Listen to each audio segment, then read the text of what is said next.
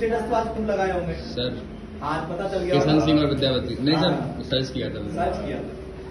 देखो भगत सिंह साहब की आज पुण्यतिथि है, 23वां शहीद दिवस मनाते हैं और लयापुर जो एक पाकिस्तान का एक एरिया है, क्षेत्र है, वहां से देखो जो भी महापुरुष होते हैं उनके नारे लगाने से या उनका उनका अपन वो कर लेते ना, जो स्टेटस लगा लेना, आजकल स्टेटस बहुत चल रहा है, इंस्टाग्राम पे रील वगैरह चल रही है, वो लगा लेने से कुछ नहीं होगा। अगर आप उनकी 1% भी अगर आप कोई चीज ग्रहण कर सकते हैं तो आप ग्रहण करें। उनका एक कोट है, भगत सिंह साहब का एक कोट है, शहीद भगत सिंह साहब का एक कोट है कि तर्क के बिना किसी पर विश्वास मत करो, तर्क करना बहुत जरूरी है। और एक चीज और है, जैसे तो अब सब लोग क्या जानते हैं कि भगत सिंह साहब को केवल इतना सा जानते हैं कि बंदूक से उन्होंने गोली चलाई, केवल वो व्यक्ति बंदूक तक सीमित मत रखो उस व्यक्ति को।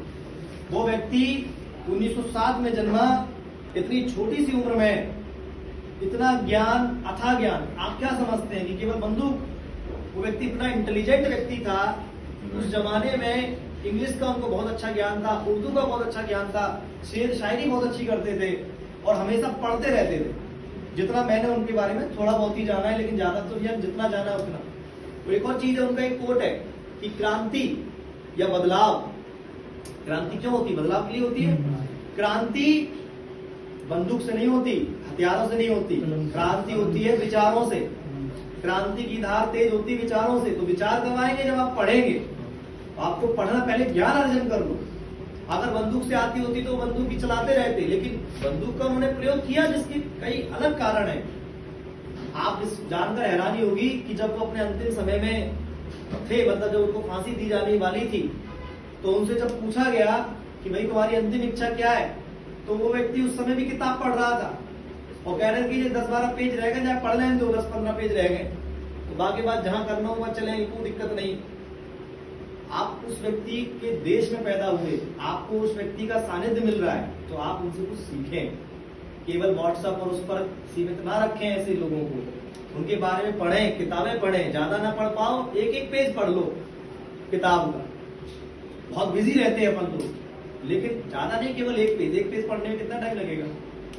आप विश्वास मानो, जब अपन बड़े बड़े लोगों की किताबें पढ़ते हैं ना, तो उससे क्या फायदा होता है पता है? कि आपको ये लगता है कि मैं उस शख्स के साथ बैठा हुआ हूं, मैं उस शख्स के बारे में बातें जान रहा हूं, मतलब वो व्यक्ति मेरे बगल से बैठा है।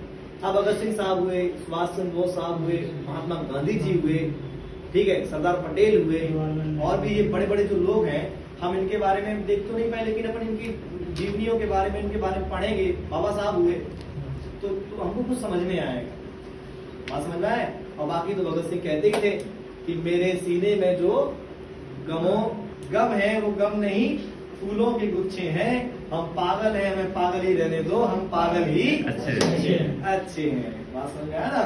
तो कोई महापुरुष की वो हो तो उसको नारे तक सीमित ना रखो। इतना सा मेरा तुम लोगों से क्या है, निवेदन है, ठीक है?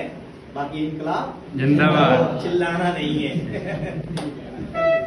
होली की शुभकामनाएं सभी लोगों को, बहुत बहुत बढ़िया, दबा के होली खेलो।